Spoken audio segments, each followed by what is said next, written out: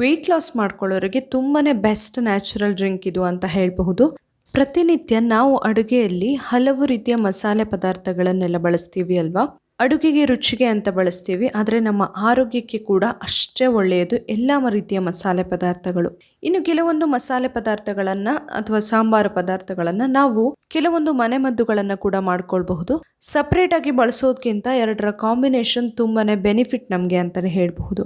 So ಇವತ್ತು ಅಂತಹದೇ ಒಂದು ಮಿಶ್ರಣದ ಬಗ್ಗೆ ಹೇಳ್ತಾ ಇದ್ದೀನಿ. ಕಾಳುಮೆಣಸು ಮತ್ತೆ ಶುಂಠಿಯ ಮಿಶ್ರಣ. ಕಾಳುಮೆಣಸು ಮತ್ತೆ ಶುಂಠಿ ಜೊತೆಯಲ್ಲಿ ಬಳಸೋದ್ರಿಂದ ನಮ್ಮ ಆರೋಗ್ಯದ ಮೇಲೆ ಏನೇನು ಪರಿಣಾಮ ಬೀರುತ್ತೆ ಗೊತ್ತಾ? ಈ ಮಾಹಿತಿನ ತಿಳ್ಕೊಬೇಕಂತ ಹೇಳಿದ್ರೆ ಈ ವಿಡಿಯೋನ ಕೊನೆ ತನಕ ನೋಡಿ.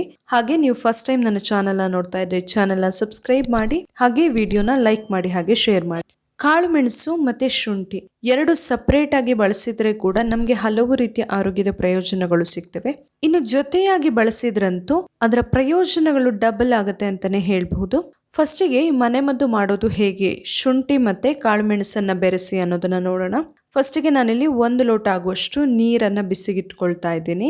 ಇದಕ್ಕೆ ಇವಾಗ ಒಂದು 5ರಿಂದ 6 ಕಾಳುಮೆಣಸನ್ನ ಪುಡಿ ಮಾಡ್ಕೊಳ್ತಾ ಇದ್ದೀನಿ. ನೀವು ಕಾಳುಮೆಣಸಿನ ಪುಡಿ ಇದ್ರೆ ಒಂದು 2 ಚಿಟಿಕೆ ಆಗುವಷ್ಟು ಹಾಕ್ಕೊಳ್ಬಹುದು. ಚೆನ್ನಾಗಿ ಪುಡಿ ಮಾಡಿ ನೀರು ಬಿಸಿಗಿಟ್ಕೊಂಡಿರೋದಕ್ಕೆ ನೀರು ಸ್ವಲ್ಪ ಬಿಸಿ ಆದ್ಮೇಲೆ ಹಾಕ್ಕೊಳ್ತಾ ಇದ್ದೀನಿ. ಹಾಗೇನೆ ಇದಕ್ಕೆ 1/2 ಇಂಚ್ ಆಗುವಷ್ಟು ಹಸಿ ಶುಂಠಿಯನ್ನ ತಗೊಂಡು ಸಿಪ್ಪೆ ತೆಗೆದು ಸ್ವಲ್ಪ ಜಜ್ಜಿಕೊಂಡು ಹಾಕ್ಕೊಳ್ತಾ ಇದ್ದೀನಿ. ಇದು ಎರಡನ್ನ ಚೆನ್ನಾಗಿ ಕುದಿಸ್ಕೊಳ್ಬೇಕು. ನೀರು 1/2 ಲೋಟಕ್ಕೆ ಬರುವಷ್ಟೊತ್ತು ಕುದಿಬೇಕಾಗತ್ತೆ. ಇದು 1/2 ಲೋಟಕ್ಕೆ ಬಂದ ಮೇಲೆ ಇದನ್ನ ಸೋಸಿ ಕುಡಿಬಹುದು. ದಿನದ ಯಾವ ಟೈಮಲ್ಲಾದ್ರೂ ಕೂಡ ಕುಡಿಬಹುದು. ಪ್ರತಿನಿತ್ಯ ಕುಡಿಬೇಕಂತ ಕೂಡ ಇಲ್ಲ. ವಾರದಲ್ಲಿ 2 ಅಥವಾ 3 ಸಾರಿ ಕುಡಿದ್ರೆ ಕೂಡ ಸಾಕಾಗತ್ತೆ. ಇನ್ನು ಇದರ ಪ್ರಯೋಜನಗಳು ಹೇಳುವುದಂತ ಹೇಳಿದ್ರೆ, ಮೊದಲನೇದಾಗಿ ವೆಯ್ಟ್ ಲಾಸ್ ಮಾಡ್ಕೊಳ್ಳೋರಿಗೆ ತುಂಬಾನೇ ಬೆಸ್ಟ್ ನ್ಯಾಚುರಲ್ ಡ್ರಿಂಕ್ ಇದು ಅಂತ ಹೇಳಬಹುದು. ದೇಹದಲ್ಲಿ ಶೇಖರಣೆ ಆಗಿರುವಂತಹ ಅನಗತ್ಯ ಕೊಬ್ಬನ್ನ ಕರಗಿಸೋದಕ್ಕೆ ಇದು ತುಂಬಾನೇ ಸಹಾಯ ಮಾಡುತ್ತೆ. ಹಾಗಾಗಿ ತೂಕ ಕಡಿಮೆ ಮಾಡ್ಕೊಳ್ಳೋರಿಗೆ ತುಂಬಾನೇ ಸಹಾಯ ಆಗುತ್ತೆ.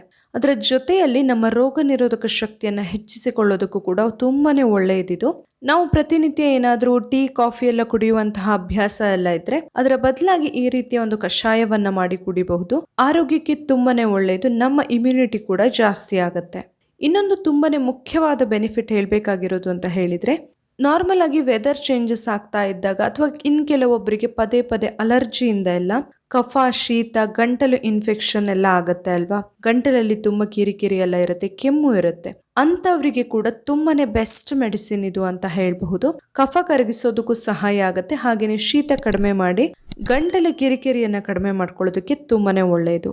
ಇನ್ನು ಈ ಕಾಳುಮೆಣಸು ಮತ್ತೆ ಶುಂಠಿ ಎರಡೂ ಕೂಡ ನಮ್ಮ ದೇಹದಲ್ಲಿರುವಂತಹ ಟಾಕ್ಸಿನ್ಸ್ ಅಥವಾ ಕಲ್ಮಶಗಳನ್ನ ಹೊರಗೆ ಹಾಕೋದಕ್ಕೆ ತುಂಬಾನೇ ಸಹಾಯ ಆಗುತ್ತೆ. ಇದರಿಂದಾಗಿ ನಮ್ಮ ಲಿವರ್ನ ಆರೋಗ್ಯಕ್ಕೆ ಕೂಡ ತುಂಬಾನೇ ಒಳ್ಳೆಯದು.